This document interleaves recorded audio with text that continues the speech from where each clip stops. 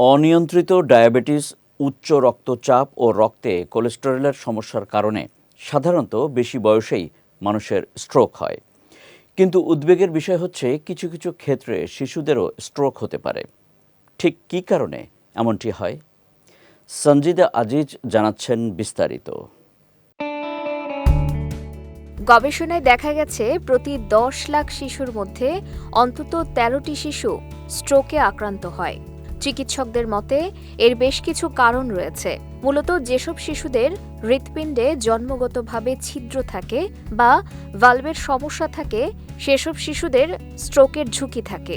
এছাড়া মস্তিষ্কের রক্তনালীর জন্মগত ত্রুটি থাকলেও শিশুরা স্ট্রোক করে।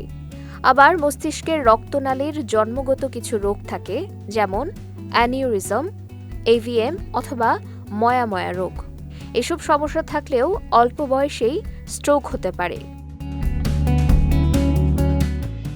এছাড়া রক্ত জমাট বাঁধার জন্মগত সমস্যা থাকলে শিশুদের স্ট্রোক হতে পারে।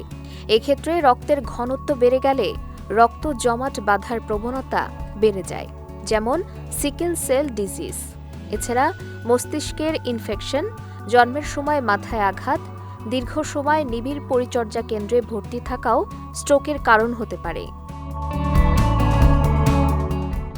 সাধারণত স্ট্রোকের লক্ষণ সব বয়সী মানুষের একই রকম হয়ে থাকে, যেমন হঠাৎ মুখ বাঁকা হয়ে যাওয়া, কথা জড়িয়ে যাওয়া অথবা একদিকের হাত পা অবশ হয়ে যাওয়া।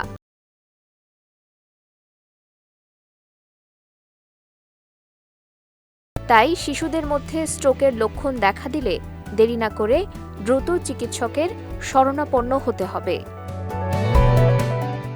সঞ্জিদা আজিজ, বিজয় টিভি, নিউজ ডেস্ক।